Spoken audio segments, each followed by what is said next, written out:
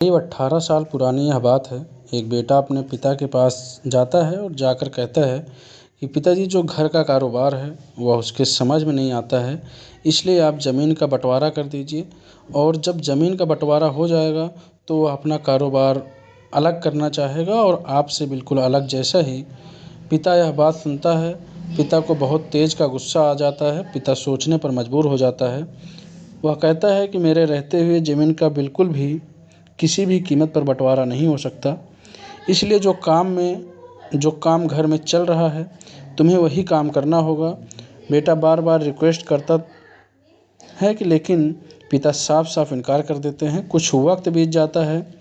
उसका भाई होता है, भाई पिता की साइड चला जाता है और इसी बात को देखते हुए घर में कलह पैदा हो जाती है। कलह कुछ इस तरह से पैदा होती है कि एक दो नहीं बल्कि 5 कत्ल हो जाते हैं और जब 5 कत्ल होते हैं तो इलाके में सनसनी फैल जाती है। लोग सोचने पर मजबूर हो जाते हैं, यह सोचकर कि जिन रिश्तों पर विश्वास कर सकते हैं वही रिश्ते आखिरकार ऐसा कदम कैसे उठा सकते हैं। इस घटनाक्रम को 28 साल का समय बीत जाता है।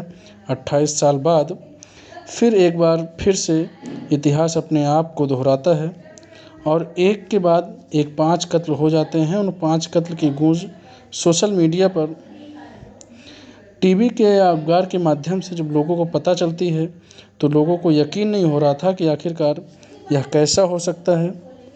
अब हर कोई यह जानना चाहता है कि आखिरकार 5 कत्ल किसने किए हैं, इसके पीछे की वजह क्या है। और आज की इस कहानी के माध्यम से यही जानने की समझने की कोशिश करते हैं कि आखिरकार वह 5 कत्ल किसने किए हैं और क्यों किए हैं।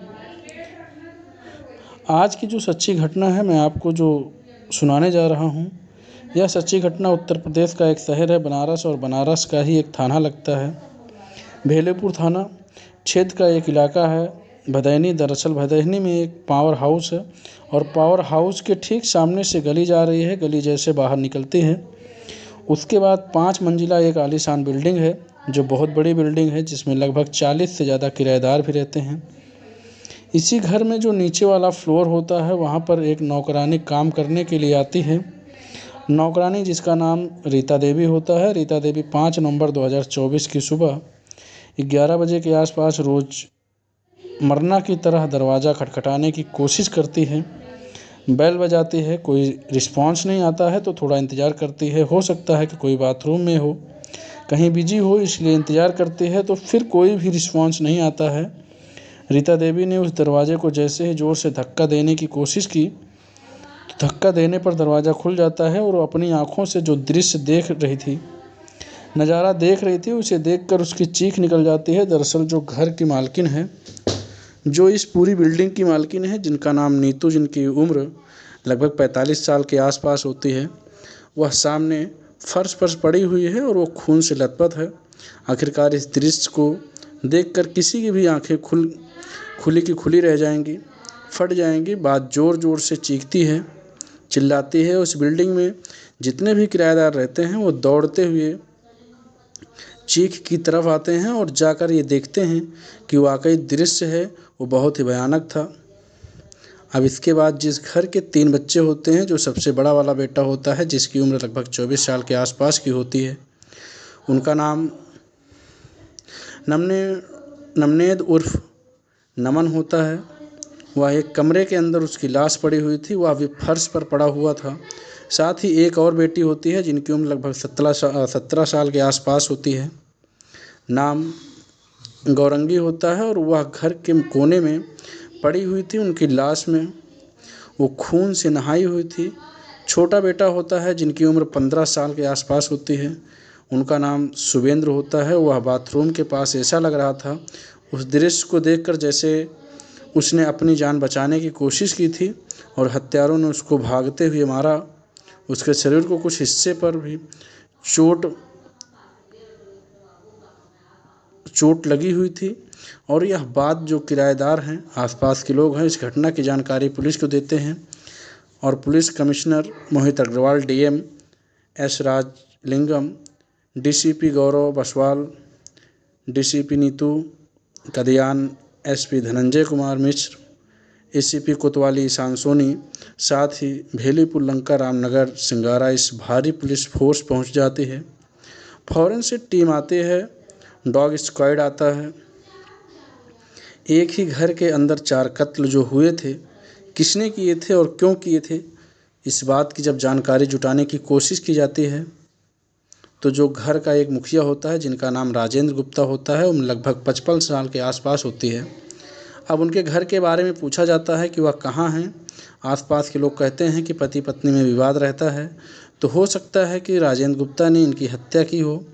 बस इतना था कि पुलिस ने उसको ढूंढना शुरू कर दिया, वो तलाश करना शुरू कर दिया जहाँ जहाँ तक पुलिस की पहुँच हो सकती है। पुलिस कोशिश कर रही थी, इसलिए पुलिस ने उसका नंबर सर्विलांस पर लगाया और जानने की कोशिश की कि आखिरकार वह है तो कहाँ है। लगभग भदैनी से 15 किलोमीटर दूर रूहानियत एक मीरपुर रामगंज जगह लगती है, जहाँ निर्माणाधीन मकान के पास उसकी आखिरी लोकेशन पाई जाती है।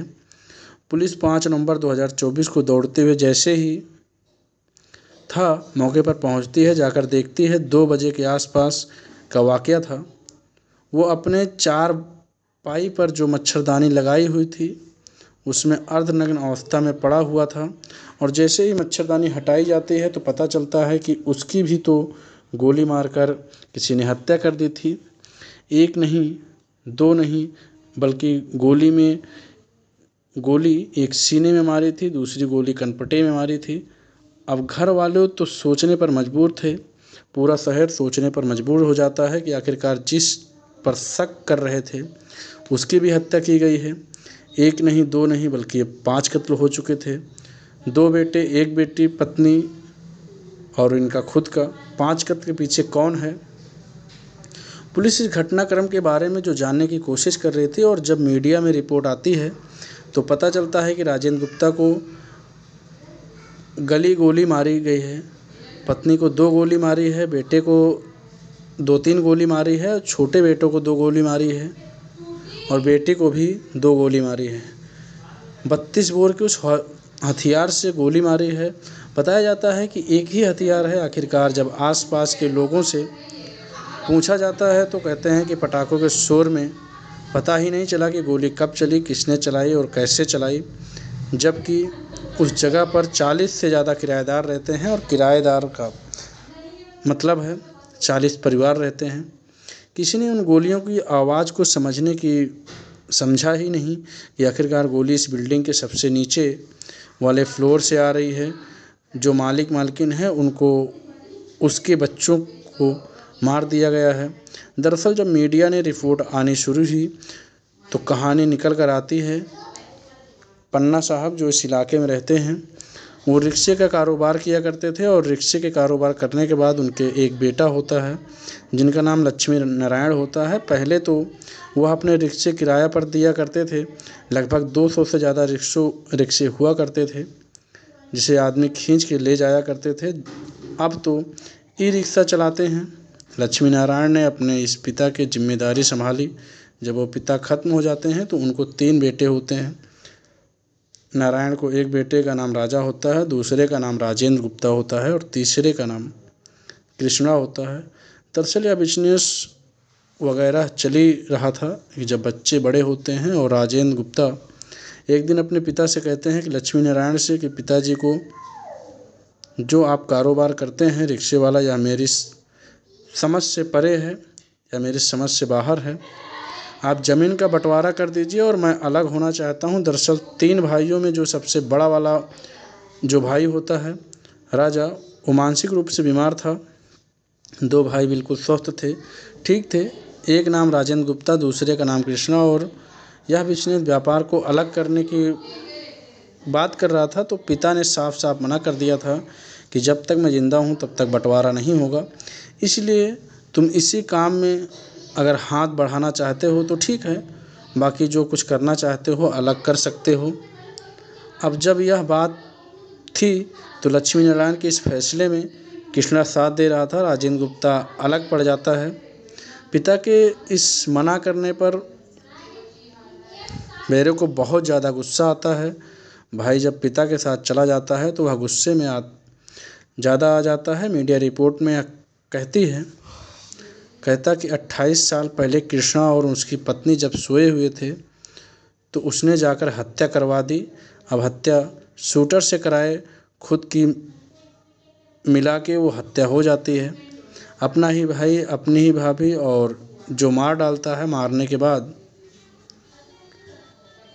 कड़कम मच जाता है, इलाके में शोर मच जाता है। उसको 3 बच्चे होते हैं, कृष्णा, मंजू और उसके 2 बेटे होते हैं। एक बेटी होती है लक्ष्मी नारायण। अपने ही बेटे यानी कि राजेंद्र गुप्ता पर अपने ही बेटे की हत्या और बहू की हत्या के FIR दर्ज कराता है। FIR दर्ज कराने की बात जब आती है तो कहता है कि मुझे मेरी जान को भी खतरा है, क्योंकि मेरा बेटा शायद मुझे मार डालेगा। जब पुलिस वाले यह बात सुनते हैं तो पुलिस वालों को यकीन नहीं हो रहा था कि एक बेटा आखिरकार कैसे हैवान हो सकता है कि अपने ही भाई को मार देता है, अपनी भाभी को मार देता है, अपने ही पिता को मारना चाहता है या हत्या करना चाहता है। पुलिस वाले यह देखते हुए लक्ष्मी नारायण की सुरक्षा देते हैं, उन्हें एक सुरक्षा गार्ड देते हैं और इससे अभी घटना को बताया जाता है कि 13 दिन का समय भी नहीं हुआ था।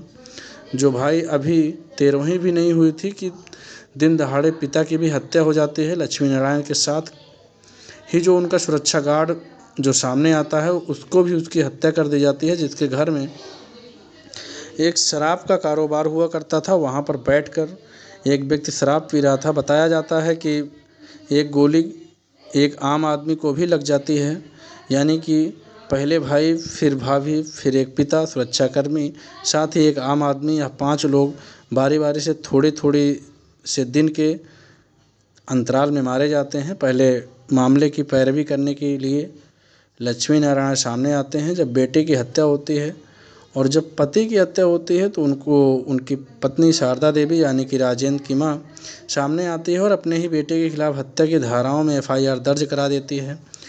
पुलिस आती है, गिरफ्तार करती है इस राजेंद्र गुप्ता नाम के व्यक्ति को, और गिरफ्तार करने के बाद जेल भेज देती है। लेकिन इस मामले की उतनी मजबूती से पैरवी नहीं होती है जितनी मजबूती से होनी चाहिए थी।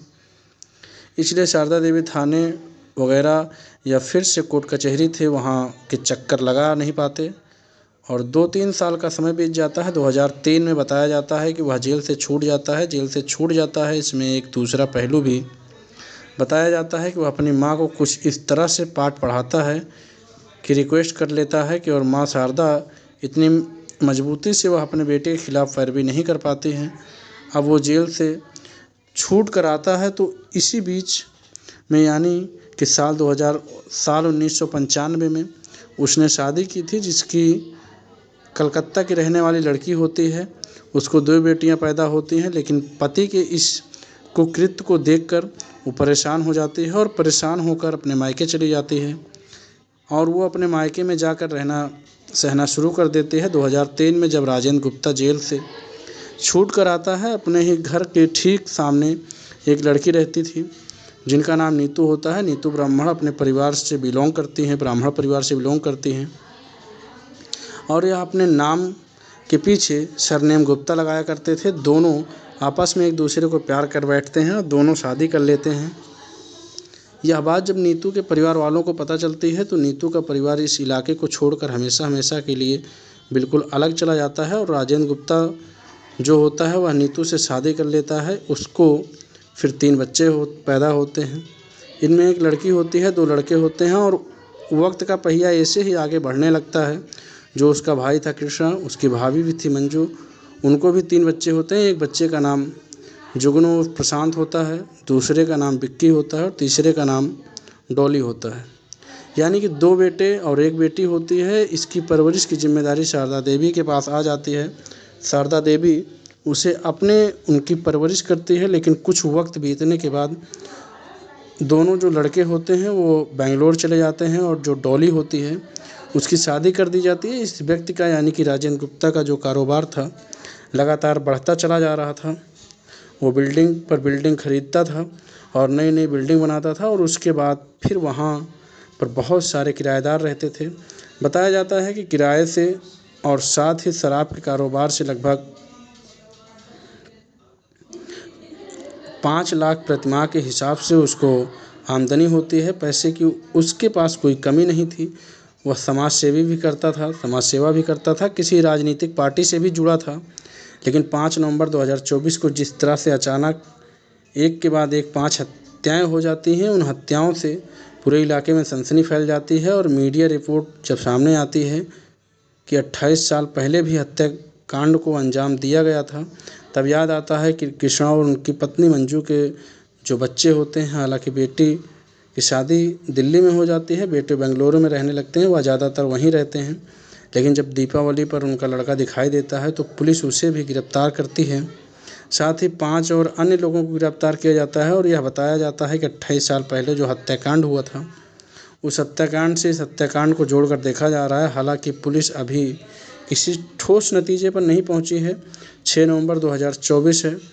इसका अगला पार्ट हम जल्द ही लेकर आएंगे, क्योंकि पुलिस जब इस घटनाक्रम का खुलासा कर देगी तो अगला पार्ट हम ज़रूर लेके आएंगे और आपको बताएंगे।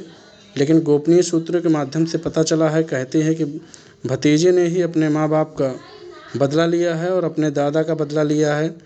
इसमें कितनी सच्चाई है कितनी नहीं है, ये तो पुलिस के खुलासे के बाद ही स्पष्ट हो पाएगा। और इस कहानी का दूसरा पार्ट जल्द ही हम आपके सामने लाएंगे कि आखिरकार वाकई सचमुच भतीजे ने ही कत्ल किया है या किसी और से कत्ल करवाया है, क्यों करवाया है। इस कहानी का दूसरा पार्ट जल्द ही आपके सामने होगा। दोस्तों, इस पूरे घटनाक्रम को सुनाने का उद्देश्य किसी को परेशान करना नहीं है, किसी का दिल दुखाना नहीं है, बल्कि आपको जागरूक करना है और सचेत करना है। धन्यवाद।